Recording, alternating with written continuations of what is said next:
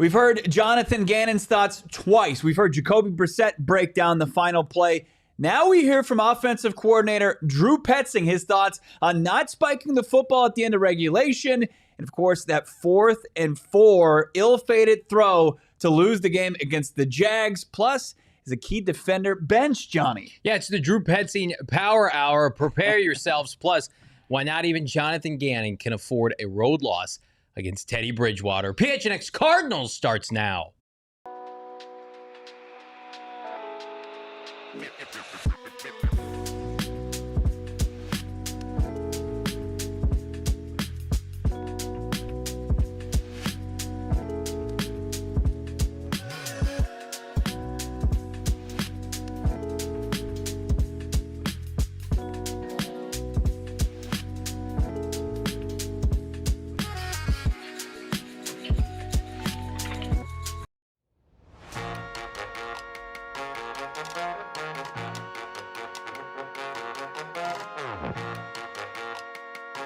Hello, live from Studio K, presented by our friends at Circle K. Friends, I'm a friend of this man, of that man, of everybody here. It's the PHNX Cardinals podcast, your premier, #1 in the world, Arizona Cardinal podcast. Like and subscribe. Leave us a 5-star wherever you get your programming. I'm Johnny Venerable, of course. That's Brack. This is not a mirage. I am here today. Wow. Had to pick up some free merch. What? And then there's Noah behind the mic, crushing as always. That's jokes aside. I paid for my gear, and you can too with our Black Friday sale right now. Yeah, I mean, some of that is true. You can save big on it. Whether or not Johnny paid for his gear, yeah, probably not true. Chill, boy. I did appreciate the aggressive like and subscribe, setting the tone here. Were the Cardinals too aggressive at the end of the game on Sunday? Yeah. 4th and 4, potentially. We'll hear from the offensive coordinator, Drew Petzing, plus maybe a key benching. I love seeing the chat. You guys lighten it up. Aaliyah Golden. How about Brian P. after his 10 supporter donation yesterday? He's the real MVP. He's the man. Dylan Richards. Yep. Michael. How about O Gabi or G Bobby? I can't read. I can promise. Nice. Lil Nice. Broco. This is awesome. Steven Jackson. Ahoy hoy. I hope everybody's having a great little Tuesday. If the sound of Drew Petzing's voice maybe frustrates you, well, this might not be the podcast for you, but stick around for us. We're going to have some nice nuanced conversation about your favorite football team. And yes, do like this video. This episode of PHNX Cardinals brought to you by our friends over at Bet365. Download the Bet365 app today. Use the code PHNX365. Once you bet $5, you get $150 in bonus bets. It's that simple. Bet365 is making things nice for my family during the holidays. Going to be able to purchase some gifts thanks to some bets that we've been able to throw down lately on the board at Bet365. Yeah, Bet365, great for the fam, bad for the fam. Turning on Cardinal football on Sunday, at least in the Venerable household. I regulated my son to red zone over the weekend. I said, you know what, enough's enough. And then he pivoted in the 4th quarter. He thought this is a safe space, and it was not, in fact, a safe space. As the Cardinals, tell me if you heard this before, botched another game. They're 3-8. They've lost 7 of 8, and yet the head coach and now the offensive coordinator, they feel great about their decisions. You know, as we get into this, you guys, we're going to play these presser clips from Drew. We're going to dissect them. We're going to pick them apart. I can't believe after so many losses and so many humiliating defeats. Like I was on the phone with somebody driving in. It's like every weekend Cardinal fans are embarrassed and humiliated. And it's just like business as usual. In Tempe, everybody's like, we're good. We love our process. It's like, but it's a losing one. Right. You can love something and admit like, hey, this is flawed, right? Like, you know, eat a whole tub of ice cream. Like, I know this is bad for me, right? I get fast food after the game. Like, not great, Johnny, but I can own that.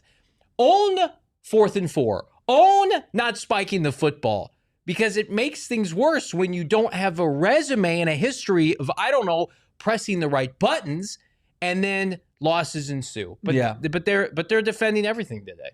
They're defending everything in probably an act of survival, as they think, and as misguided as it might feel.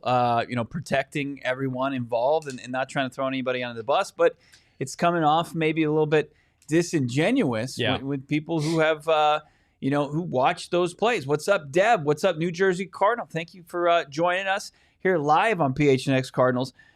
Before we get into it, yeah, I mean, I've been thinking about it a lot the last couple of days as well. It's just the decision or the philosophy, the approach in the final minute without any timeouts and a play that, it finishes inbounds and you've got a running clock. Yeah. Like, I don't have the biggest issue with going and trying to run a play. I don't care about that philosophy, but you better be buttoned up and your players better have a sense of urgency to where you don't just, eviscerate any time you have left on the clock. You don't just burn it.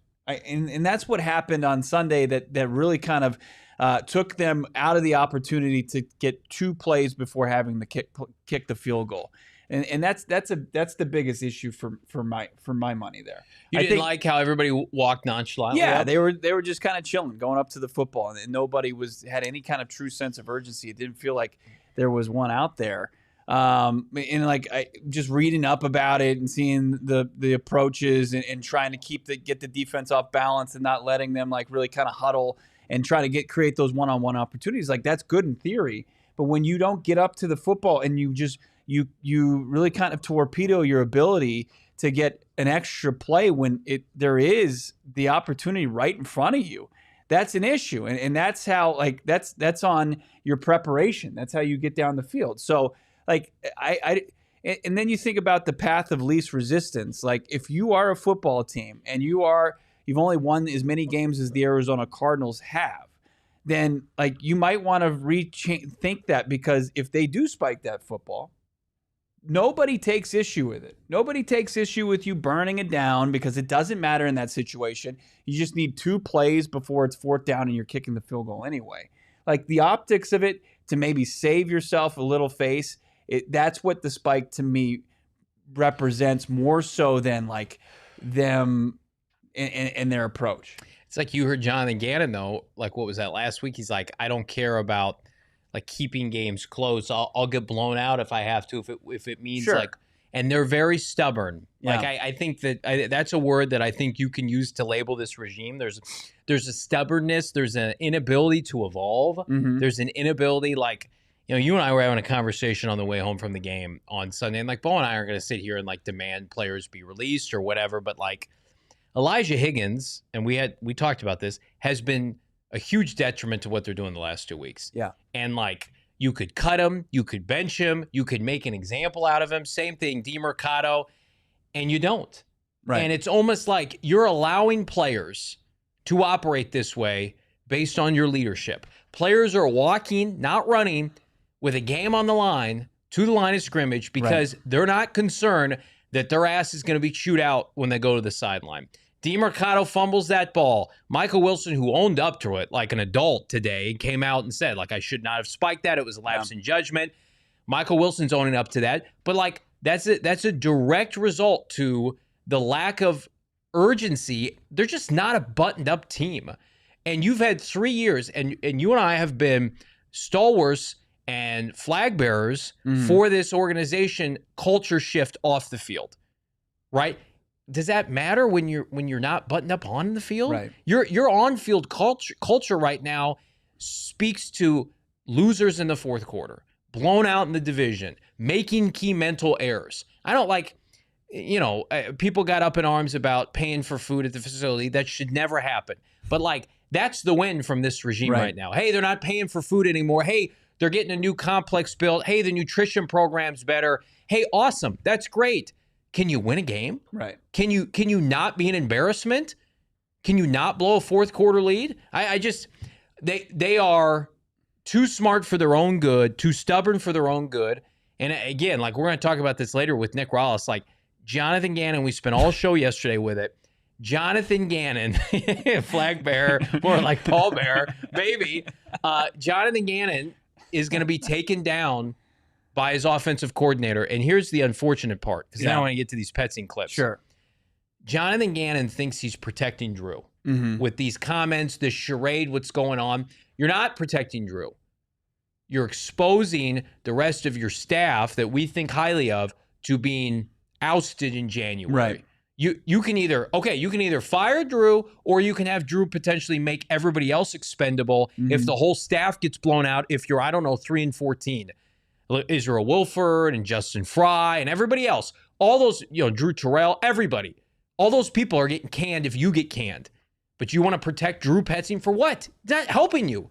It's not winning you games. Yeah, and we're going to get to the Petzing's comments here in a bit. And let me just kind of finish up my thought here. It's just, if you are going to have that unique approach to clock management, under a minute to play, no timeouts, letting it run, going with the playing offense with the defense in chaos, as they would say, then you have to have that the coaching point throughout practice, and every time you're in this situational football, it has to be you have to get on the football as fast as possible. Right. And I didn't see that. Nobody saw that on Sunday. If you're going to have this against the grain approach that is solely based in analytics and it gives you this numbers edge that goes against football tradition and what people know to be true in this league, when the clock is running, the best move is to spike the football. You better be buttoned up in your different approach, and they weren't, and they got bit in the ass again. And that's just continues to pile up. Those issues are mounting with this coaching staff, and it's really unfortunate, especially because it's costing you football games, and the losses continue to stack up as well. We're going to hear from Drew Petzing, Cardinals offensive coordinator. Yes. We heard from Jacoby Brissett. We heard from Jonathan Gannon. Their thoughts on the non-spike, their thoughts on the ill-fated 4th and 4. What does Drew think? Saddle up. We're going to hear from him. It's next, PHNX Cardinals. I'm trying to sail away from this team with our friends at Captain Morgan. I mentioned a flag bearer. I'm a big flag bearer for the captain. All aboard, mateys. The Captain Morgan ship is coming to Arizona. It's set and sail. It's here right now. November 23rd through the 29th. Don't miss your chance across the valley. Some key dates to keep in mind. Beginning tomorrow, November 26th, it's the Captain Morgan iHub Tailgate Tour in Old Town Scottsdale. It's like, okay, I love that. This is perfect. It's like, okay, I know Thanksgiving's on Thursday, so I'm going to pre and post game it with our friends at Captain Morgan. Captain Morgan on the 28th. They've got the Tailgate Tour in Tempe for the Territorial Cup, which is fantastic. November 29th, your last chance to see the ship on Fry's on Southern Avenue in Tempe. I'm bringing my kids. We're going to have a blast. Don't miss your chance to see the Captain ship for yourself, and follow them at Captain Morgan USA on Instagram for their journey. I love that. Starting to load up on Christmas gifts. The best place to go if you're a Valley sports fan, Rally House. That's right, 3 Valley locations, Mesa, Glendale, and Tempe. Get to Rally House. If you haven't been there yet, it is just an absolute wonderland for Valley sports fans. How about this? We got this from Rally House. How about that salute to service Pat Tillman jersey? That's coming home with me. Nope. We're holding on to this, actually. This is the salute to service Pat Tillman jersey. You can get it at Rally House. How about the nice little rivalry jerseys? You can't see it. How about it's right there. You can find those Rally House aplenty for you in all the lids you want as far as your favorite teams. Not just Cardinals. It's Suns. It's Diamondbacks. It's Arizona State. It's U of A. Load up for the Territorial Cup before it happens on Friday at Rally House. Check them out right now. Shop online and check out more about where you can find your local Rally House today. RallyHouse.com. Hit that like button. Subscribe to PHNX Sports. Big thanks to everybody yesterday making it a banner show on a Football Monday. We continue on here, and let's get into these Drew Petzing presser clips. We thought it would be bad. I think it's worse than I imagined. These pressers, which when Gannon instituted these 3 years ago, we liked the idea. You wanted to have his coordinators have a chance to speak to the media and have a chance to basically, as the 2 youngest coordinators in the NFL, like, hey, we're going to showcase these guys. I think it's bit them in the ass because now you've got days like today where everybody wants the head of the OC, and he's got to go out there week after week, and he's just not helping himself, Bo. No. I mean, you're pretty hard pressed to help yourself when you've lost as many games as the Cardinals have. 8 of the last 9. I mean, anything you're going to say into a microphone, it really is going to be nitpicked, picked apart. Like it's just like getting in front of the mic. Loss after loss, it really does. Like even if you are making backing up your decisions, it's not going to be well received. I mean, that's with any case. But when you don't want to really kind of show any sort of like true accountability for what went wrong in the key moments of the game, I think that's where you start to really infuriate people. I don't know. You guys can kind of decide for yourself. Let's start with this just in order here. I asked Drew Petzing about kind of the approach, the decision not to spike the football after Michael Wilson made his big 31-yard catch late in the fourth quarter. Yeah, I think there was, 35 seconds left. So my mindset right there is I'm going to keep calling plays as quick as I can. Typically for me, even after an explosive, I would expect 20 seconds off the clock, 20 to 22. Unfortunately, I think it ended up being about 3 or 4 seconds longer than that. And that was the difference between probably getting another opportunity at the end zone and only having the one shot. But I do like kind of the chaos of that situation, I think benefits us. It creates more one-on-ones. It doesn't allow them to necessarily get into a pressure check or an end-of-game call where they can kind of dictate, like they did at the end of the half a little bit, what looks we have or what protections we need to get into. Felt like we kind of had an opportunity to get a one-on-one to Mike or Trey, two of our best players out there in that moment, but would have liked to see about 3 or 4 more seconds on the clock when we did that. I think that was kind of the disappointing part, and the part we'll focus on in the room is like, hey, we got to operate just a little bit quicker, and as we talked about those details, sometimes 2 seconds is all the difference.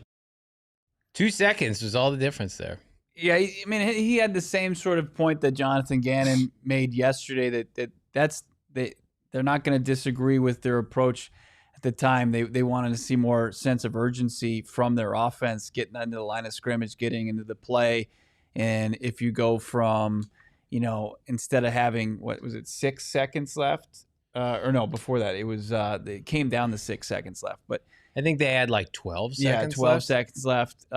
If you have 3 or 4 more seconds on the clock, you create those 2 opportunities for a couple shots at the end zone instead. So that's the philosophy there from Drew Petzing. So it's not off from what we saw before or what we've heard before. But he's talking about like that chaos theory, right? Yeah. And but you're a chaotic team. I don't like you're trying to signal that, hey, we want to instill chaos onto Jacksonville's defense. Well, they've owned you for the majority of this game. Like I get it. And we talked about it yesterday.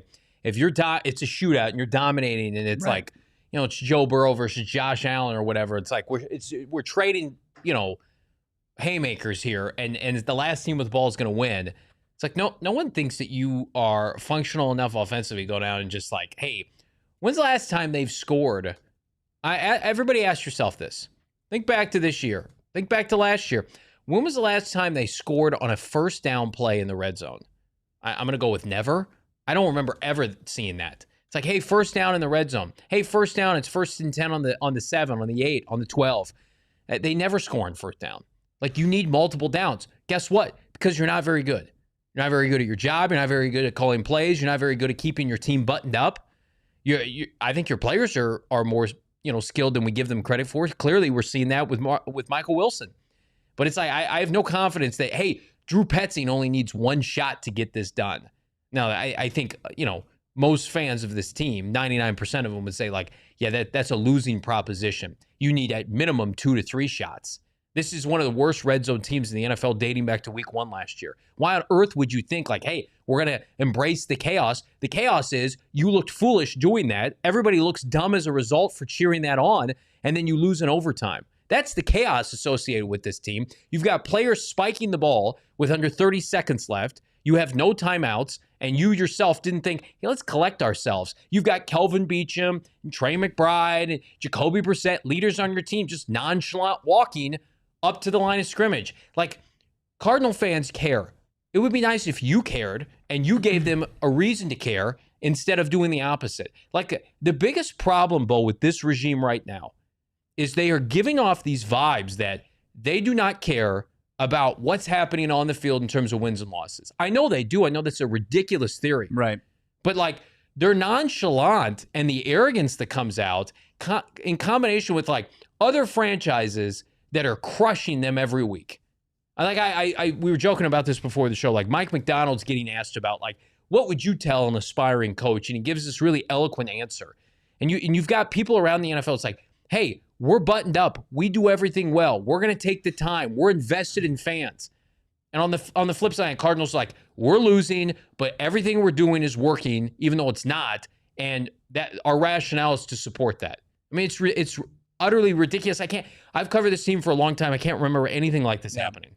I mean, wouldn't you think with in theory that if you are going to go with the chaos theory, let's just call it that, right? Because that's what it really feels The loser like. theory. Losers. Chaos theory. We lose every week. That you're going to catch the defense ill-prepared, that you would want to run up to the line of scrimmage as fast as possible. Keep them on the heels as much as possible. Isn't that the approach? Isn't that how you're going to make them susceptible to, falling and keeping your top wide receiver, your top tight end in a one-on-one situation, and it'd be like shooting fish in a barrel at that point. Instead, like as you said, you watch the tape, watch the All-22, you watch the broadcast, you can just tell that this team it's moseying down to the line of scrimmage. They're not getting on the ball, and they're not creating and really leaning into their philosophy. Yeah. They're not. And that's the biggest issue I have with it. That's where it's like the philosophy, fine. You want to keep and get the defense on its heels,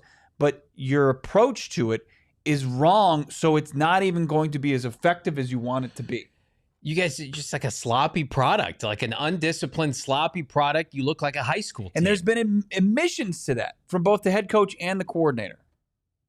That what? That they would have liked it to happen quicker. That they would have liked to get. Whose fault is that? That's what I'm saying. That's your fault, right? I agree with people in the chat saying like it's Bush League to like blame the players, like, and I think they know we're not doing that. There's kind of an emphasis from Drew and JG lately of like player accountability. You're 3-11. These are all your players. You pick these players. Mm-hmm. Tip Ryman's an Arizona Cardinal because of Drew Petzing, right? Like they picked these players for their scheme that they wanted to run. They vetted them. They signed them in free agency. Keem Davis, Gaither, all these guys.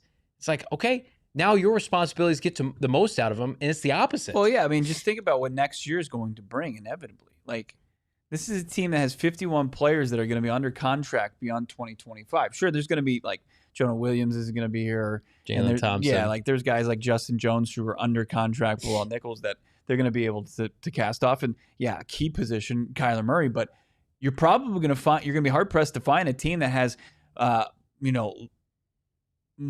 like more continuity on the roster from year over year. The players that are here now, most of them are going to be the players next season. So if it's a player problem, who's going to put them in a position to succeed? Well, we're hoping to have Trevor Sikkema on. Yeah, he's going to join us next Tuesday. Next Tuesday, PFF, yeah. And he had a breakdown how to fix the Cardinals. I encourage everybody to go look at that.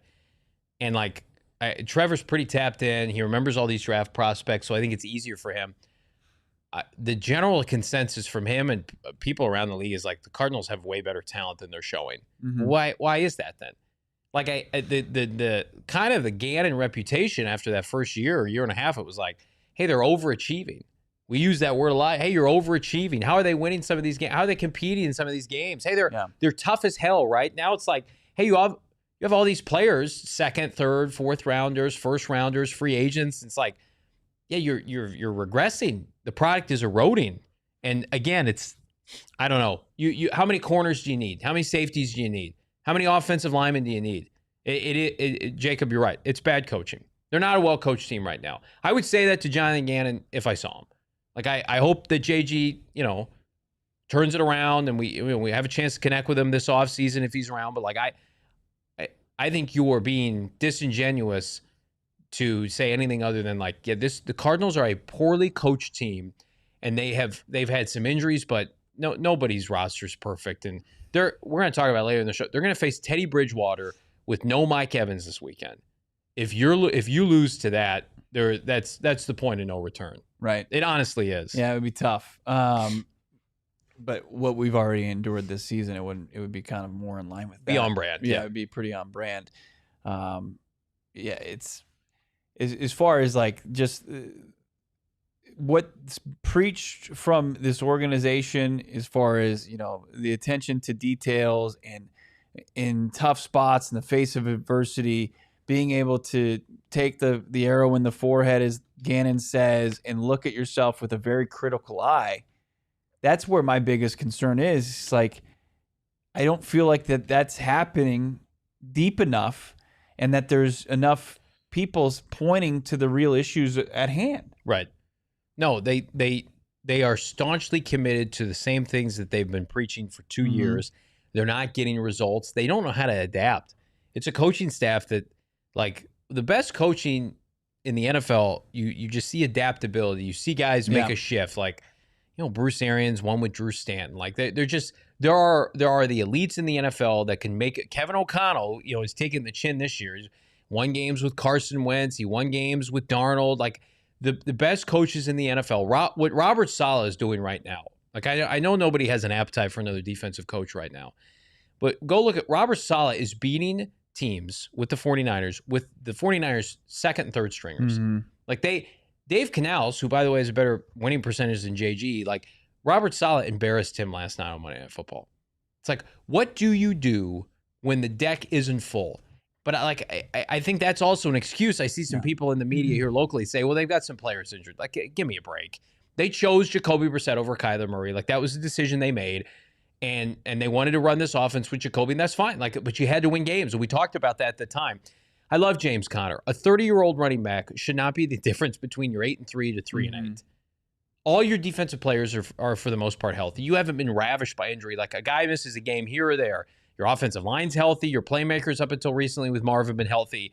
Like, if I looked at this season, if somebody told me what happened, I would say, Cardinals relatively healthy this year, excluding the situation with Kyler Murray. But that would all be fine and good. Like, you could probably, if you're just looking at the Cardinals on paper and you saw the long list of team players on IR, but when you watch the games and you look at the opportunities missed or blown, more so blown than missed, then you would say something's not right here. And that's the correct approach, instead of just looking at it on paper and saying, they're missing their starting quarterback or their top wide receivers out. Where it's like the people who have been replacements have been either on par or better. Right. So that excuse is invalid for my taste. We'll get to the 4th and 4, the ill-fated call. Drew Petzing's thoughts on it's coming up next. PHNX Cardinals.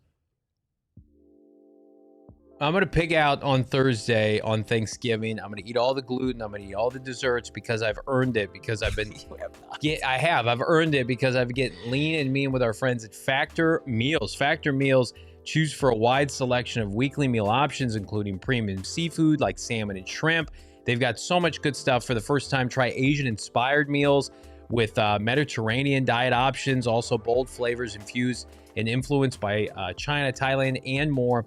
I've been a fan of Factor for a while. We've been fortunate to be partners with them on and off for about 2 years. I remember the first time I had a Factor delivered to my house, and I'm like, I don't want to do anything. I don't want to chop anything up. I'm exhausted. I got 2 kids, right? I'm grinding on the Cardinals beat. I love it. But at the same time, I'm a hungry boy at the end of the day. Pop this into the oven. Pop this into the microwave. We're ready to rock and roll. Eat smart at factormeal.com/PHNX50 off. Again, PHNX50 off. Get 50% off your first box plus 1 year free of breakfast. They're just going to give you breakfast for a year for free. Yeah. It's like, hey, that's great.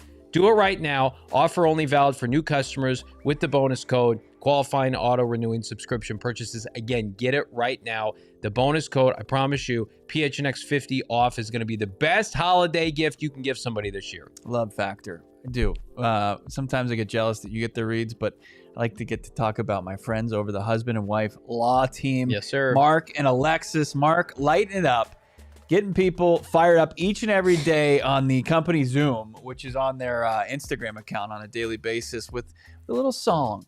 Maybe he's dropping bars. Maybe he's getting people fired up with an 80s rock tune. Whatever it may be, he's getting the crew fired up because they're going to bring it each and every day to get you what you deserve if you've been involved in an accident, serious injury, or somebody you've been part of a wrongful death. It's the husband and wife law team with over 100 years of experience, and they love to go to trial because that's what possibly is necessary as far as your case. Practice 100% dedicated to injury and wrongful deaths. Check them out right now. If you've had a serious injury, call the husband and wife law team at 602-783-8841. That's 602-783-8841, or visit the website. Link in the show notes. The husband and wife law team. Drew Petzing continued his presser as we move on from the horror show that was the end of the fourth quarter, and we move into overtime. So for those of you who need a recap of that nightmare, Jags go down. Cardinals blow coverage. They're lucky Tim Patrick didn't turn around. Jaguars kicked a field goal. Cardinals get the ball were actually moving the ball relatively easily, crossed midfield, and had 4 plays to go 4 and out. First down was an underneath pass to, or can't remember what first down was. Right? Weren't both passes underneath Greg Dortch? Greg Dortch, and then what happened after that? Was there another pass to Greg Dortch? Yeah, I can't remember. So. There's multiple passes to Greg Dortch, and then it's 4th and 4, and the Arizona Cardinals come out. They didn't use a timeout. They simply huddled. They came out. Jacoby Brissett throws a deep pass to Xavier Weaver. It's broken up. It looks like on the broadcast, double coverage. And then you see the replay. At no point was Xavier Weaver like open. He had maybe a foot separation, a foot or two, but like, I'm sorry, it was McBride, then Dortch. Then Dortch twice, yeah. And then the deep ball. A safety helped break it up along with the corner. He did target Dortch twice. So he goes McBride 4 yards, he goes 2 yards to Dortch, and then he's got incomplete to Dortch. Short to Dortch, which then sets up 4th and 4. In the play that Jacoby Brissett had the incomplete pass to end the game, Bam Knight was open underneath. I think Dortch again was open underneath. If you watch the replay, at no point did Jacoby Brissett look at any other target. And I'm not knocking Jacoby Brissett. Like, clearly he was coached. Like, we're going to run this play. We're going to run a post route with Xavier Weaver on single coverage that will quickly become double coverage. And we think we can catch him off guard to win the game instead of just moving the chains. When was the last time the Cardinals completed a bomb at any point during the Drew Petzing era? And and you exacerbate that by the fact that Xavier Weaver has like 5 career NFL catches. You've got the hottest wide receiver in the NFL right now and a Pro Bowl tight end, and that's what you chose to do. And Greg Dortch was hot at the moment. Like there's so many different options there. Not a guy that going into that play had 6 targets and had hauled in 3 of those targets. So 50% catch rate as far as targeted and how many catches he makes. He's not a starting wide receiver. And Donnie Druin did a really good breakdown on his Twitter account at Donnie Druin at Donnie Donuts. It's not his actual handle, but loves to bring donuts to the press conference. Anyway, he breaks it down, and I agree with him. Like the safety at first is his attention is Trey McBride, and when Gannon says it's a double-double as far as McBride and Wilson, that's true when the play starts. Biggest issue is, and especially because it's a long pass, and Jacoby Brissett's at fault for putting too much air under it, it gives the ability for the safety to go over there and make a play. So you defeat the ability what you wanted there, or what they claim they wanted, the one-on-one, and also he probably should have put it more towards the left hash than he did inside. But you have to. It was just a failure, I think, on all fronts. But okay, so you think about that scenario you just walked us through. Got to get more air under it, right? So no, I think less. Less air, excuse me. You're asking a backup to do that. Jacoby Brissett's a backup quarterback. And you're asking a backup with the game on the line to not go and be elevated by your 2 top playmakers, but instead go to an undrafted rookie. Yeah, inexcusable. Undrafted free agent. Inexcusable. And that has to, don't you think that's in the headset? Like until 15 seconds left on the play clock. Don't you say like, hey, look for Weaver? Hey, because that's how he ripped it. Right. This is a low percentage play. Like Britton Golden sat on this postgame show. Like, what are the odds you complete a ball like that? You could try something like that on like first and second down, but like I said, like Weaver has in his career, he's got 3 catches on 7 targets. Why? Just on all plays. Not just, like he hasn't caught a bomb. And you got in this game, you've got Michael Wilson catching 10 of 15 targets and Trey McBride 9 of 10. I was just about to say, that's like shooting fish in a barrel. It's an odds game. It's like, how are we going to get a first down for 4 yards? What are our best chances to do that? And it's like the analogy you used yesterday was perfect. You know, you're just kind of sludging along on the blackjack table, and you're just like, I'm just gonna go all in on this hand. Instead of like, I'm gonna see what's happening with the rest of the people at my table. I'm gonna assess the situation. I'm gonna use a timeout. Nope. It was just like it was reckless. It was moronic. In my opinion, it's a fireable offense. I mean, he's done a lot of things this year that should have been a fireable offense. That was a fireable offense. And listen to this response when asked about it, and listen to how he tries to rationalize it and the term he brings up, which makes things even worse. Let's hear it. And then as it pertains to the last play in overtime, it was 4th and 4. I'm not calling any play that I didn't call Hail Mary.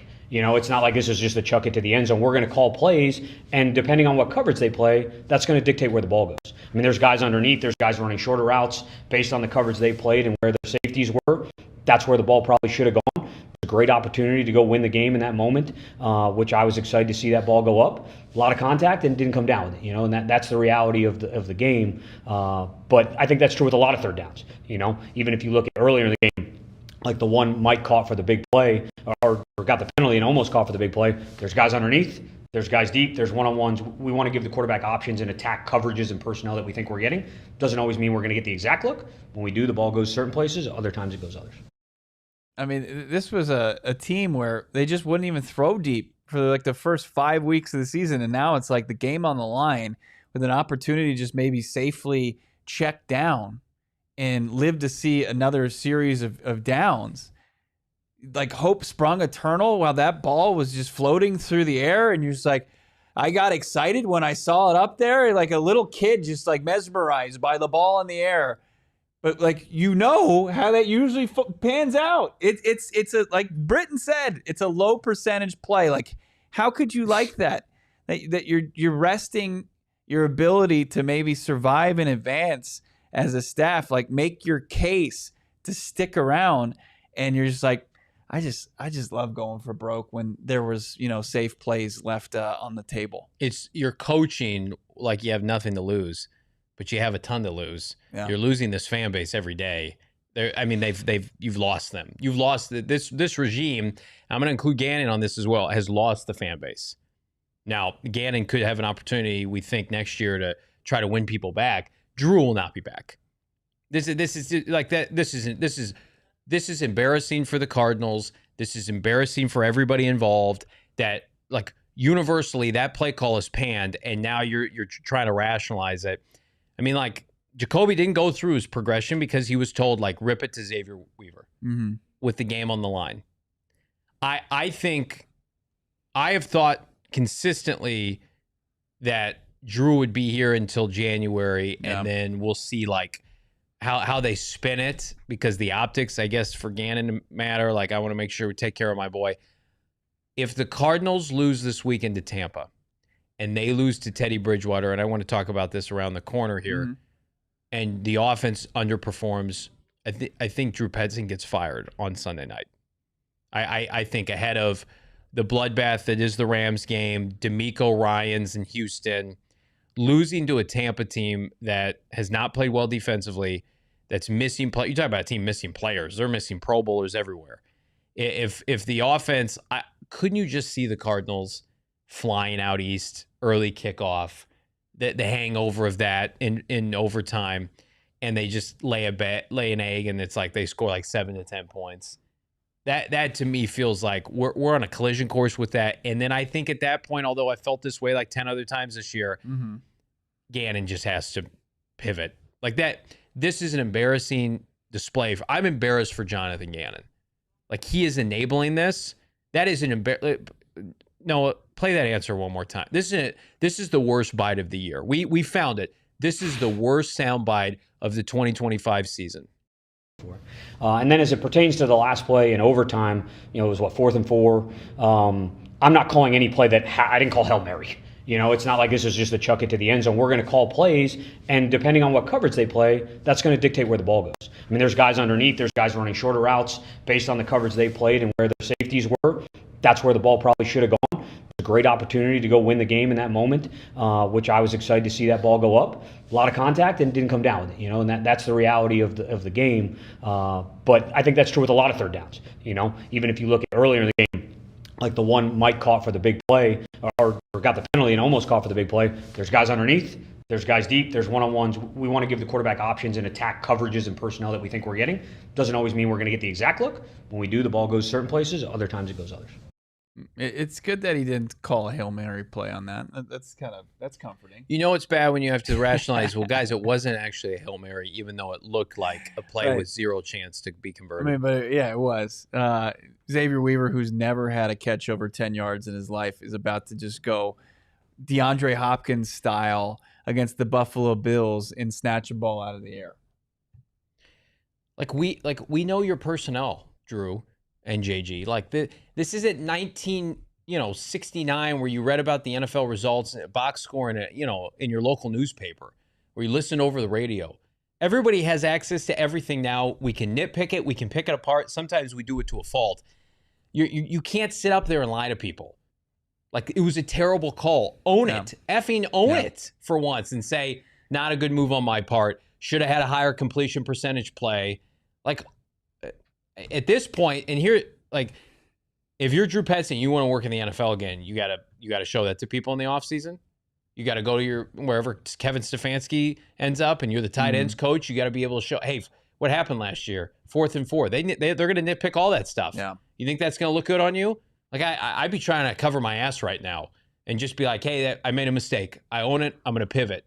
Not, hey, we're not running a Hail Mary here. Okay, why do you even need this? Why even say that? Right. What's the benefit of that?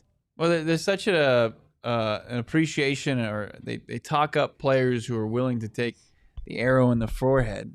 Then why is that not on full display when we're talking about key plays that did not go their way in losses? Yeah. How come that hasn't happened? How come that doesn't happen consistently with this team that has lost way more than they've won? Like, that's where you would at least have I think more of a higher approval rating with the fan base than they have, which I think it's about as low as it can get. I mean, I think at this stage going forward, like, it can only go up from here potentially. I don't know if it can get much lower than it is right now.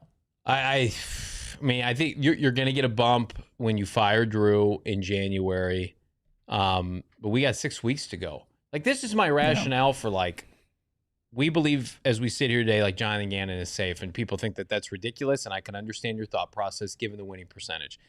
But based on everything we've heard, like, Jonathan Gannon is safe right now. But there's a lot of time left in this season for, like, every weekend they got egg on their face. Every weekend. Right. Like, there's going to be some damning stats, key stats that are tough to overlook. We'll get into what those stats are. Plus, did a key member of the Cardinals get benched? It's all coming up. PHNX Cardinals. I'm fired up today because I got my new Branded Bills lid on. It's our PHNX Cardinals lid from Branded Bills. It is the hottest hat in the merchandise locker, and you can get it now up to 15% off with our friends at Branded Bills, but also in the merchandise locker. We got Black Friday deals for an early access with our diehards. So whether you're repping this one or any of the phenomenal hats from Branded Bills, check them out right now, brandedbills.com. Use the bonus code BBPHNX for 15% off your first order. They got partnerships with, of course, us, U of A, ASU, Phoenix Suns, which has been fantastic, locally owned, operated out of Mesa, Arizona. The perfect hat for any environment, any occasion. Branded Bills, check them out now. I love that from Branded Bills. You were wearing your red hat today, so I didn't wear it. I didn't want to be twinning on the program. Weird. I wanted to do that. Cardinals might be losing, but I stay winning with the Bet365 app. Download it today. Use the code PHNX365. When you bet $5, you get $150 in bonus bets. 365. 90 million users worldwide. 90 million people said, this is my preferred betting app because they got those early payouts that you're going to love. You're a winner if your team goes 5 runs ahead in Major League Baseball. I think it's 17 points in hoops. You got it all over the place. You got Thursday Night Football. You've got Sunday Night Football. Obviously, incentives like $10 safety net bets, $365K jackpot Sunday Night Football. It's unbelievable. 50% super profit bonus token on same game parlays for Monday Night Football. Do you need any more incentives to use Bet365? Well, if you do, I'm sure there's more. But that's all I'm going to tell you about right now. Breaking news from Bet365. New customers get $150 in bonus bets when you bet $5. Win or lose, sign up, use the code PHNX365, deposit 10, place a bet for 5, and get $150 in bonus bets. Your bet wins or loses. Bonus bets can be used on spread, totals, player props, future, and more, whatever the moment. It's never ordinary with Bet365. Must be 21 or older, physically located in Arizona. If you or someone you know has a gambling problem, wants help, call 1-800-NEXT-STEP. Text NEXT STEP to 53342 or visit problemgambling.az.gov.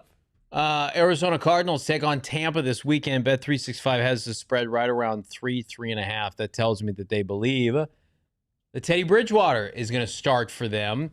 And again, the optics of losing to Teddy Bridgewater, I think, would be damning to the point where I could speculate, depending on how it looks, that Drew Petzing could be terminated on Sunday night. Yeah.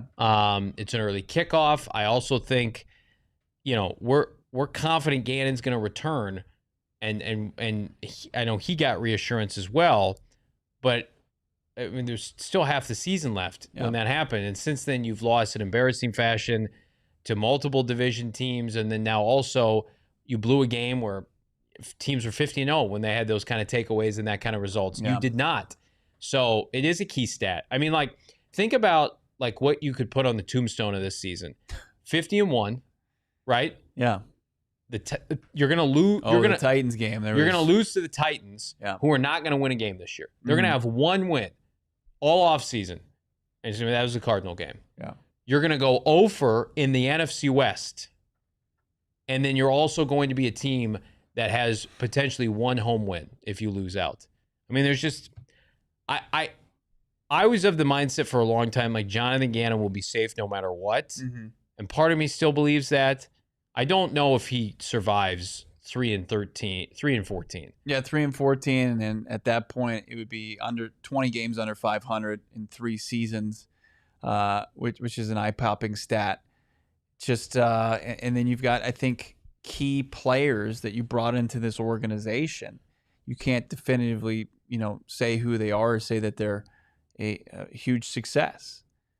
You're going to say goodbye, and we'll see how it's viewed from ownership. Probably more so get a pass for the quarterback not working, but that was a big initiative for them. Right. Just when Austin Fort and Gannon took over, it was, how are they going to make this work around Kyler Murray? You can't check that box. That's going to go unchecked, and he's going to go on to a different organization. You're going to have just so many things that you weren't able to accomplish, and if you get a hall pass, you're going to move forward with a resume that's just riddled with just kind of black eyes and issues all up and down it. That 50-0 stat, it's mind-boggling. That Titans game, how that game was lost a couple times, that's one of those inexcusable can't lose, not must wins. And then throughout the 5 game, they became the first team in NFL history. Remember this stat? To blow, was it 3 fourth quarter leads of 7 or more points? That was it might have been 4. It 4 might or have made 5. it to the 4th. I thought it was more than that. It might have been 4. But those are things that you can't run from, and that's the unfortunate thing for this coaching staff. That those are all going to be there. They're always going to be there. That Titans loss is going to be the ultimate stain, and it's going to be one of those nearly insurmountable tasks of getting past to move forward. This day and age, if this was the 80s, you get a long leash, right? You get to kind of build things, but now this day and age, in the way teams are turning around, the Patriots turned things around in 2 years. You're now in 3. And it seems like you're just as rudderless as you were at the end of year 1. The Bears have turned things around, but think about how long that's taken. I'm not going to give them credit. Well, no, but they hired the right coach. But sure. I mean, the Cardinals roster is rebuilt. Yeah, the stat you gave us earlier on, how many players are under contract still after this year. With all due respect to the Jalen Thompsons of the world, they're not losing a bunch of talent this offseason. Right. There's not going to be gigantic holes to fill. No, you can supplement this roster, right? And you could make tweaks. You could cut guys. Yeah, they got a huge issue at quarterback. But then you look in the division, and it's hey, good coaches are winning with Brock Purdy, who isn't good. Mm-hmm. Brock Purdy is good against the Cardinals, not good against anybody else. Winning with Mac Jones, winning with Sam Darnold was available last year. They're winning with Sam Darnold. The Rams traded for their quarterback. Using a quarterback as a crutch, this team's not going to have that benefit. There's somebody's going to take on Kyler Murray, thinking he's going to be the guy for them to get them to postseason next year. The pressure on this regime, coupled with the fact, I can't believe that, knowing what we know and knowing what they know, that Jonathan Gannon would continue to just enable Drew like this. Like that to me is the crazy. How many games do you have to lose? I love Bo. I love Noah. Thank you. But like if we're putting together a losing product and it's just like we got to make a change here, guys. Maybe it's me. Maybe I need to be fired. Like that to me is like it doesn't matter how much I love somebody or how much I respect somebody or how close I am to somebody. Like this is the NFL, man. Guess what? Kyle Shanahan runs through defensive coordinators like it's his job. Sean McVay fires people. Mike McDonald said, get the F out to his offensive coordinator after they won the 10 games last year. Jonathan Gannon, it is not a good quality to be overly patient with a failing coaching staff.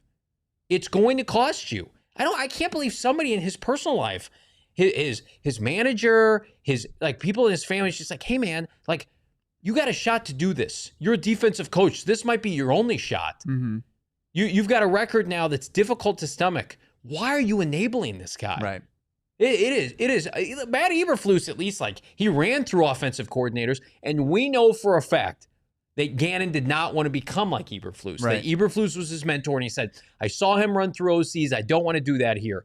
But he's almost gone, he has, too far the opposite end, where it's like, I'm just never going to fire anybody. Yeah, but it's also like I remember after 2023 in his exit press conference, he said, "Evaluate our process this year, and there's a very good chance that I'm just going to burn it to the ground because we're going to look at it, and it's like I have a tough time believing that he's got that kind of approach where he's going to say this isn't working, so let's just scrub it and start fresh." Because we haven't seen that with the coaching staff. We haven't seen that as far as willing to pivot and move on to different players. The Cardinals bench, though, a key player on defense. We'll finally get to that, plus your super chats here, PHNX Cardinals. Cardinals, they're the anti-money. They're never taking care of you in the money downs in the fourth quarter, but Desert Financial, they'll help you with your real, actual physical money. It's a financial institution up in your acumen today. If you're an Arizona sports fan, there's no better place to do your banking than Desert Financial Credit Union. I've been using them since I got to the Valley. They've been 10 out of 10. I had a credit union I've been clinging to in the Midwest. I'm like, why am I doing this? Why don't I just go and get with the best peeps here locally? They got a ton of locations, but it's not just a transaction.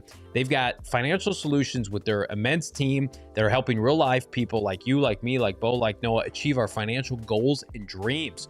Look for Desert Financial for checking, savings accounts, mortgages, loans, credit cards, and investment options, and more.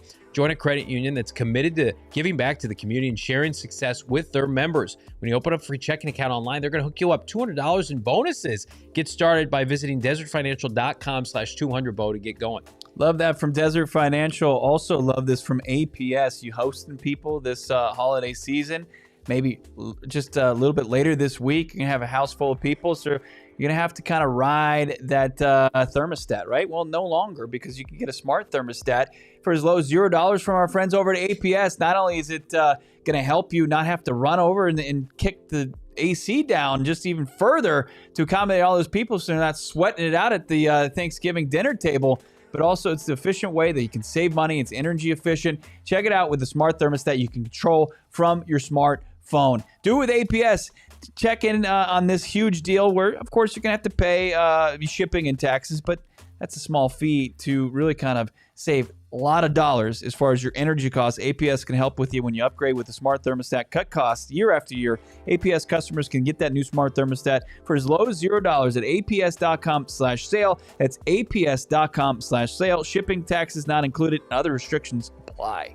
Hit that like button. Subscribe to PHNX Sports here on YouTube. Do us a favor. Click that join button. Become part of the supporters club. We appreciate everybody since 2025, not 1925. That would be ridiculous. That was before computers.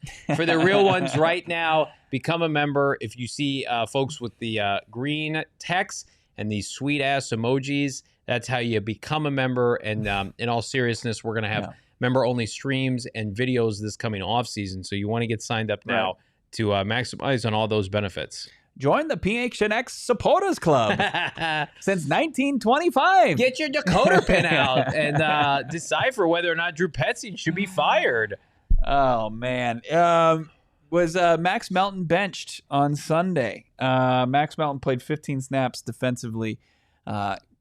Seemed like he was healthy. He actually played a key role on special teams. He's back to that gunner role that we saw him actually excel at last season, Johnny. Yeah. Got out-snapped by Keitrell Clark. Jonathan Gannon was asked about it yesterday, I believe, from Teo Mackey about it. Why he was out-snapped. Gannon's answer was they liked how Keitrell was playing. And then Nick Rollis was asked today about how Max Melton could maybe earn back some defensive snaps with this team. Just continue to improve on his technique and consistency. It's everybody. As a defense, we need to improve on our consistency. But Max can go out there and play winning football, absolutely. It's a matter of doing it all the time. I have a theory. Okay. I don't know this for sure. Max is really talented, and he can run a sub 4.3. And Jonathan Gannon told us before the year he's their fastest DB. Mm-hmm. He's a benefit to their secondary. I think a lot of it is he leaves games a lot injured, and obviously you need players to be healthy, and they have gone through. And I'm just shooting from the hip here. I have no idea. Okay. They have gone through walkthroughs and they put game plans together, and then a quarter in or something, Max Melton goes out with an injury. I think they like just the stableness of Denzel Burke. I think they like his ability to tackle in the open field. He is not the physical specimen that Max Melton is. I think there's been, speaking of chaos, Drew, there's been so much chaos with those corners and the injury bug this year, and Denzel Burke's just always available.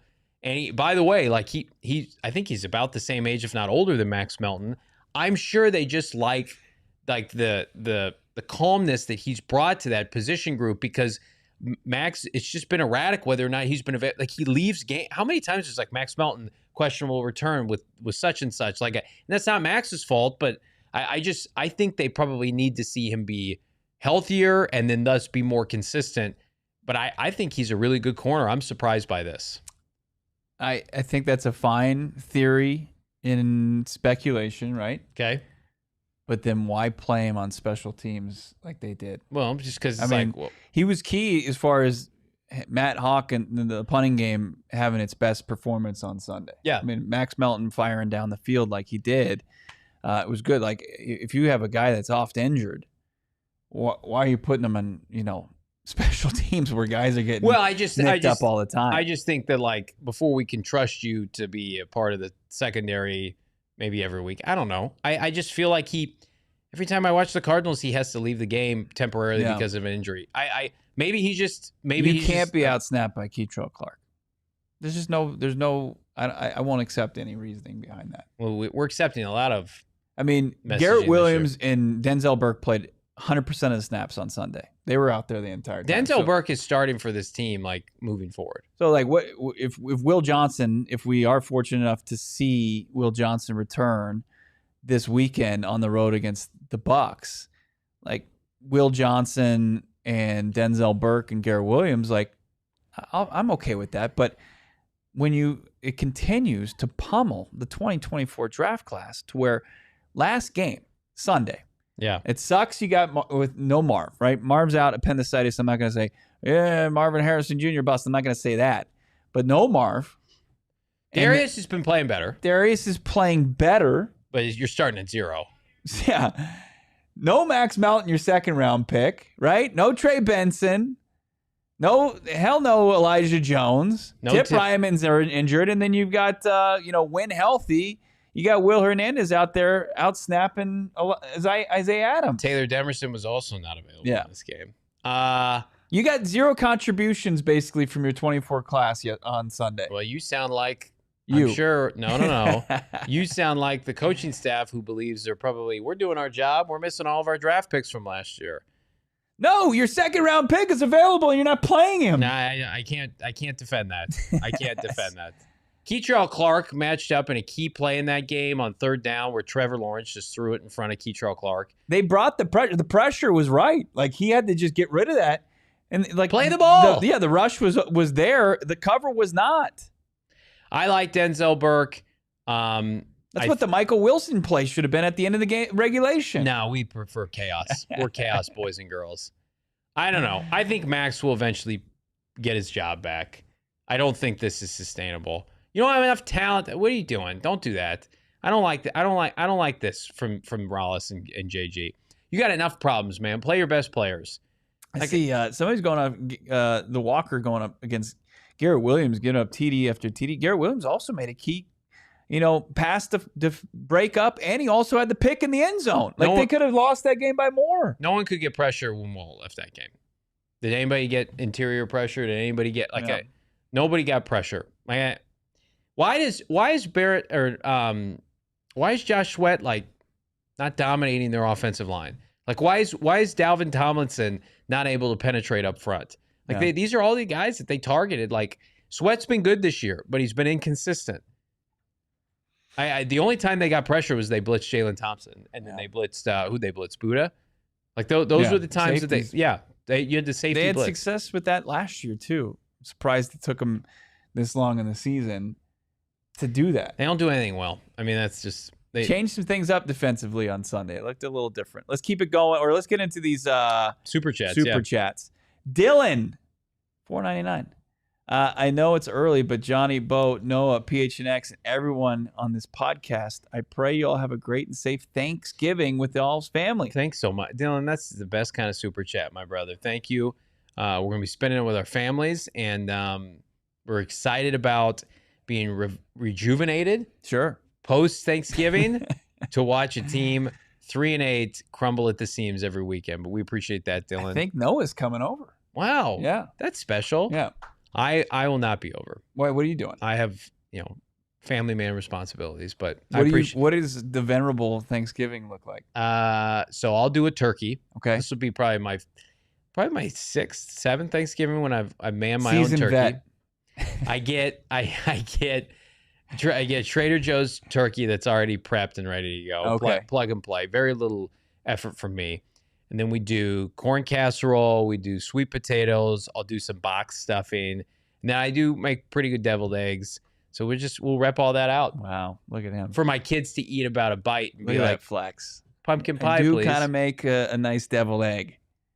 They are very good. People have told me they're very good. We had them at the fantasy draft way back when. Shaft, $5. If Drew doubles down on the decision to call that play, then this should warrant his release immediately. He's doing more harm than good at this point. It's a good point. I think fans right now, I'm never going to tell fans not to buy tickets, not to support the team. I want people to use your money how you want. I love the Cardinals. We cover them every day. Yeah. You almost feel like, how are they going to send a message to this team right now? I can't believe you've got prominent people on social media talking about, like, I'm done with the Cardinals. I'm done renewing my season tickets. Yeah. Like, Michael Bidwell sees that kind of stuff. Like, I can't believe that this has been allowed to go on as long as it has. Like Drew, it's over. Jonathan Gannon, it's over. You've got 6 weeks to like save face. This should be about saving face, not it's just like you're going harder in the paint opposite that. Keeping it going with these super chats. You guys are unreal today. Arizona Cartichokes.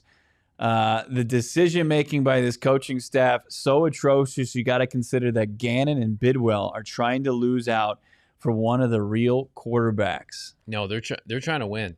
I promise you that they're trying to. I know it looks like they're trying to lose out. They are trying to win, and they believe that their process is eventually going to turn around into winning. Right. Which is crazy. It's not a winning formula right now. I was watching our guy Trevor Sycamore, who's going to join us next week, as I mentioned.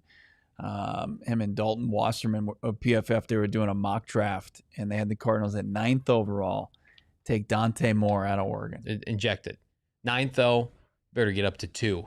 Yeah. You better get up to yeah, I mean, I get a lot of Cardinal fans want to lose out to get a quarterback. I'm not saying that you're wrong for thinking that. 9th ain't going to get you that, though. 9th is going to get you about a tackle, a playmaker, maybe. Like, the position players have to be elite, like perennial Pro Bowler. Like, you have to have that ain't you got to have like 7 of those guys mixed in between the other 2 quarterbacks that would have to be slotted ahead of Dante Moore. They finished 3-14. Let's have a conversation. Ty Simpson, Dante Moore, Fernando Mendoza. Like, you're in the game now. You're in the ball game. You got to lose out though for that to happen. Austin, $2. Elite Pod. Thank you. Worst season in life. Bronny V is back. That's right. I'm sweating in this studio right now. I've overcommitted to the flannel. Here I am. This is easily the worst season that I've endured as a fan, given the expectations and our perception of the staff. Did you load up on chopped winter wood? I did. Coming in I here? chopped up some wood in 60-degree weather here in Arizona. Lumberjack Matt. Do we see Marv again this season? Yes, I think we see Marv again this season. We'll see tomorrow. Tomorrow's a big day for Marv. Does he get back on the practice field? He is 2 weeks removed from surgery as of last night. And Wednesday, I think, could be the earliest we could see him. But I don't envision him being out much beyond. If he misses Tampa, which I think could still be in play, I don't think he's going to miss next week against the Rams. Shane Lame. When JG and Drew Petzing talk, they lose fans. They are really living in a different reality. I won't be shocked if Drew Petzing stays. You can't convince me otherwise. A lot of fans feel that way, Bo. This is already going to be an unprecedented level of like patience by keeping Jonathan Gannon. Like, we've established that. Like, barring a run here at the end of the year, Gannon's going to have one of the worst records through 3 seasons for any head coach that gets a 4th year. Which would be bad at being bad. That would be them winning a bunch of games here at the end where the season is lost would be detrimental at this point. Like, you and I are on the same page. Like, 2 wins max the rest of the year. Probably. So you're looking at a record somewhere in the vicinity of like 17-34 for JG. You don't get to keep your offensive coordinator. Like, that doesn't. Right. Shane, I understand what you're saying, though. And there are people who believe Jonathan Gannon is a dead man walking. Like, we're not ready to say that yet on this show. I think he's going to get a new OC hire, and I think he's going to get a quarterback. And then next year he's going to be on the hot seat. Think of how crazy this would be. Like, we know that the coordinators are on 3-year deals. You would have to re-sign Petzing to bring him back. He's not going to sign a 1-year deal. Oh, I think you would. You would sign a 1-year lame duck deal? Sure. Yeah, I think you would. No. What options does he have? No, he would say, if you believe in me, if you believe in me, you believe in me. No representation would be like, oh yeah, just take the 1-year deal. What's Nick Rawls going to sign this offseason? Probably, I would think a multi-year deal. 2-year deal to get him through Gannon's 5th year. No, I think you're doing 1-year deals. I think you're doing 1-year extension. That's insane. These guys don't have any choices. They don't have any. You want to go be tight end coach somewhere? Maybe. Is this a new one from Shane Lame? This staff is wasting talent. The prime of our studs are going to be wasted with the quarterback carousel that will incur now that the next 5 to 10 years, K1 laughing. I have reservations, and I believe that the Cardinals can find a quarterback this offseason. I'm not of the mindset that, like, it's going to take 5 to 10 years. I think when you look around the NFL, save for the Jets and the Browns, everybody else has found stable periods of quarterback play. It's not like, I agree, if this was like early 2000s, like late 90s, like there were like 5 good quarterbacks in the NFL. There are journeymen every year that win 10 games. There are rookies every year that shine. There are veterans that are traded for that succeed. It's not like that. That's what the NFL wanted. They wanted it to be a more quarterback-friendly league. I mean, Jacoby Brissett shouldn't be the starter next year. He's going to finish with like 3,500 yards and 20 touchdowns in like 3/4 of a season. Like, the NFL is really designed, unless you're just a flat-out bust like J.J. McCarthy and can't play, which I pointed out earlier this year and people gave me shit for it. Like unless you're J.J. McCarthy, like, there are ways to prop up guys. So I don't know if the Cardinals are ever going to find their Josh Allen, Lamar Jackson, Joe Burrow, but I think they can get a guy that can come in here. I think the roster would support a rookie next year. You get a right tackle, and you have these weapons. Like, I think somebody could have success, no doubt about it. Yeah, damning numbers. Like J. McCarthy, was that stat? He was like Jamarcus Russell. Jamarcus Russell had a better start, and then as far as EPA, J. McCarthy has like the second worst EPA. Like, since I think they started measuring the stat. He's worse than Zach Wilson. He's worse than Josh Rosen. 852. Yeah. It was insane. He can't play. An insane number. He can't play. Iron Maiden, DOD, punting in preseason, Petzing not fired in September, Rawls and Gannon still around in November shows how unserious Michael Bidwell is. Michael Bidwell is made a point to be patient after running through Cliff Kingsbury and Steve Wilkes, and I commend that. Mm-hmm. But at the same time, now it's like, okay, the record is what it is. Like, you were probably more justified to give Cliff another year based on the fact he made the playoffs and he showed progress, but it became evident, like I don't think Jonathan Gannon has lost the locker room, and I think Michael Bidwell thinks that he's a really good leader of men. Mm-hmm. And that's what we hear about Gannon. He just doesn't win on Sundays. Like what makes a great coach, like, you have to win, and then there's all that other stuff that comes with it. And Gannon is really good at all that other stuff. Like, we've seen it firsthand. But, like, at the root cause of it, like, are you winning games? This is not like me, like, ripping him. Like, he's not a winner right now. We have never seen him win consistently in that. You have to win. Yeah, I agree with this super chat. MH Hustle. Penalties, exposed coaching. Cards are 7.8 per game versus 5.4 last year. Proof Gannon's arrow in the forehead hype is just talk, not discipline. And they don't hold players accountable. Players are just like, I'll spike a ball, I'll drop a ball, I'll be penalized. Like, if you felt like there were going to be no repercussions for your actions, you probably dick around too. They run a pick play, like all teams run pick plays. Cardinals get flagged every time it feels like they run one. They get caught every time. Buwanaki, $5. Are we sure Monty will hire the right OC for this team? Because if he asks Gannon for his input, guaranteed the offense will be screwed again. Monty's not making that hire. Gannon's hiring his own OC. We have heard some names, and if Gannon makes it to January, we'll release the names that we can and keep you posted on that. It's Gannon's hire. Gannon owns the coaching staff. Yeah. That's part of the reason why Drew Petzing's still here. Because at no point this year, and I can confirm this for everybody, we got 300 people watching, Monty Ossenford and Michael Bidwell have not approached Jonathan Gannon on firing any members of the coaching staff. So that, guess what? He hasn't fired anybody. Jesus, stick with us. We'll get it turned around. How can you, when you lie to fans every week about the decisions you make on the field? The messaging is just, it's fallen on deaf ears. Mm-hmm. There's nothing they can say, but then they somehow make it worse every week. That guy Shaft dropping the gloves here. Dr. Evil. Keeping Dr. Evil as OC doing more harm than good. Players aren't hustling, and that's when someone gets hurt. The longer they wait, the worse it gets. The hustle thing is crazy, too. Yeah. That's a crazy look for Gannon. Yeah. How about Cruz? We got hoping the Dolphins lose out and hire Mike McDaniels as OC and gets to choose his quarterback. That would be a win. That would win me back. You think there's a fit there with Mike McDaniels? I don't think there's any connection to Mike. I think there's more likely a chance he would join like a Shanahan. Just go back to Shanahan.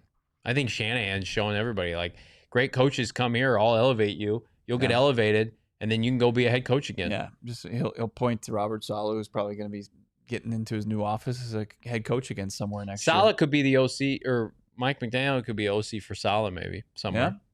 Yeah. Buwanaki back, $10. I believe we need to move on from Gannon because fans don't trust him. His defense is mediocre at best, with good players solid, delivering with 3-star Michelin meals made from chicken crap on that defense.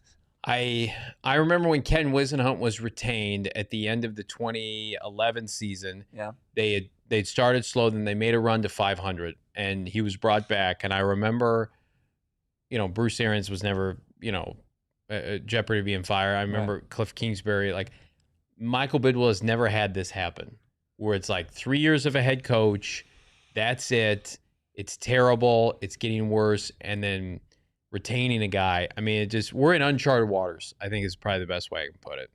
Iron Maiden, John Gannon's nonchalant, enthusiastic demeanor doesn't fit in a league built on aggressive intelligence and athleticism. I'm not sold on the head coach as a fan. I think it's very, very well said. It's hard to believe anything he says on Monday when you see it not executed on Sunday.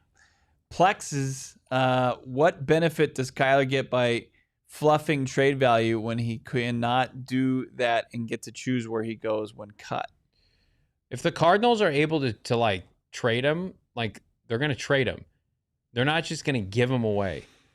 But like, I think where this could get dicey and where things are going to get really like fun for this podcast, Gannon, I'm not saying like I'm rooting for Gannon to be fired. Let's say Gannon's fired, right? Mm-hmm. We go through a coaching search. Kyler's still on the team. They have to ask, fun from a content standpoint, they have to ask the new coach about Kyler. He's around still. They don't have an option at quarterback. And then people start to talk themselves into, well, Kyler could be back because X is the new coach. And just, and in all reality, though, they're going to try to trade Kyler Murray. And if they can't, they'll cut him. I just don't see him being on the team. Good to see friend of the show, Lamar Washington. Always in the super chats. Thank you, Lamar. JG already got the word that he's coming back. Why not just lose out? It's just the NFL is not like Major League Baseball and the NBA. Like these are paid professionals. They couldn't try to lose if they wanted to. If they wanted to lose, they'd be playing Slovis or somebody like that. Yeah. They're trying to win. That's what makes this even like tougher to comprehend some of these decisions, Bo. Too Slim Shady, $6.99. What does JG think the reason is that we're losing? Clearly, he's fine with the play calling. So what is it? Either he's an idiot or he thinks we are. I think he thinks that they're close. And I think that he believes they've been dealt a bad hand injury-wise. I know he believes like Drew like has been dealt a tough hand because of the injuries on offense, which we're not subscribing to. Jonathan Castro. So where was the offense before the key players went at the down end of the last year? Yeah. Any pros of winning another game this season? Like just showing the ability to win football games. I'd like to see. I mean, I want to see the players do well. I'm never going to root for players to perform poorly. How about Keith Davis? $5. Remember that we tampered to get JG and lost the draft pick? Screwed from the start. They had the swap. Yeah, they went down. They got Michael Wilson with that pick. They got their hand slapped. Shane Lame, high penalties started second half of the season last year. Yep. It's when all the issues. It's like when the league figured out Drew, and Drew couldn't adjust. Brian P. Are the OCs being talked about current QB coaches? Just doing some research. Hope you guys have an amazing Thanksgiving. Thankful for this pod. Thankful for you, Brian P. Thankful for you, Brian. One of them is, but if I had to put it in the hierarchy, he's probably in the lowest tier of the hierarchy. No, there's only one quarterback coach I've heard, and he's probably like a C to D option. Cardinal fans would not be happy about the hire. That inspires hope. Gus, Bidwell is the nice version of Jerry Jones, but delusional when it comes to running a football team. Jerry Jones has a better winning percentage, though. Jerry Jones, I mean, like they found Dak Prescott. They've found Tony Romo. The Cowboys don't go through progressive losing like this.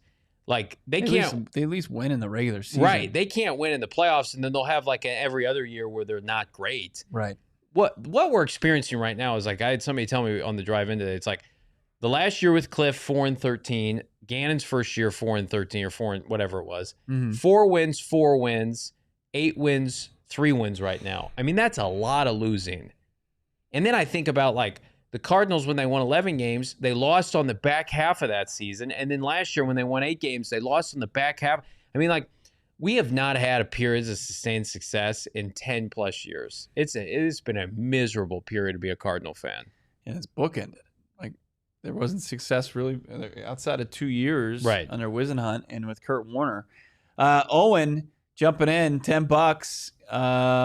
Joining late from the UK, but gotta say, we all made but resigned to these being no coaching or major changes for the rest of the season as fans. What's the motivation to carry on watching or caring? Root for the players. Root for Walter Nolan and Will Johnson and Darius Robinson and Paris and Michael Wilson. Like these are players that are gonna be around the Cardinals for a long time. And there is, like in that Sycamore video, like they commend Monty Ossenfort. Monty Ossenfort has respect, and I think if they do a coaching search in January, one thing that you should have confidence in, even though it's not working out right now with Jonathan Gannon, that Monty Ossenfort has respect of people in and around the NFL, that he's a nice talent evaluator and can acquire talent. And then hopefully he'd be able to go out and find talented people that would want to come win here. Yeah. AZ Moses. Are any of these OCs you've heard former head coaches? Yes. Ooh. What level, though? TBD. Tantalizing. It's to be determined, or what you won't reveal? I think I will reveal it eventually. It may not, like, then if Gannon gets fired, I'll tell everybody the names, like, hypothetically, but like then it wouldn't matter anyway. Yeah. Like if Jonathan Gannon is let go, which I still expect him to be around, then we'll give you the names if you care. But there are names that we've heard that I think a lot of them would get Cardinal fans excited. It's not going to be Brian Dable, though. We talked about that yesterday. Brian P's back, $2. Davis Webb, Gerard Johnson. Can you plead the fifth? You can plead the fifth. You finished fifth in the division out of 4 teams with that. That's what I think you would get. Davis Webb gets a lot of respect for what he's doing on Sean Payton's staff there in Denver. Well, it's been a banner show. Tomorrow, things are pretty important at the facility. We'll see if Marvin Harrison Jr. Makes his way back to the practice field. We'll get an update on Walter Nolan. So much more tomorrow. That's why you want to join us. Of course, the same bad time, 4:30. Yeah, we've got your pre-Thanksgiving PHNX Cardinals. You're not going to want to miss it. Johnny, it was nice having you in studio, man. Yeah, I don't plan on coming back anytime soon, but it's good to see everybody. We've got a banner week of coverage. We're going to be off for Thanksgiving, but unlike everybody else here, we got a normal work week. We do. We're back. We got the show Wednesday. We got the show Friday. And then join us out at Gila River Resorts and Casinos at Wildhorse Pass on Sunday. Make those plans. Once you get over the tryptophan hangover, come out and you're sick of turkey sandwiches, get out to Wildhorse Pass, have a nice meal with us, watch the Cardinals early game at 11 o'clock. In the morning. But we got a lot to cover before now and then. Join us tomorrow right here at PHNX Cardinals at 4:30. We all silly like the mayor.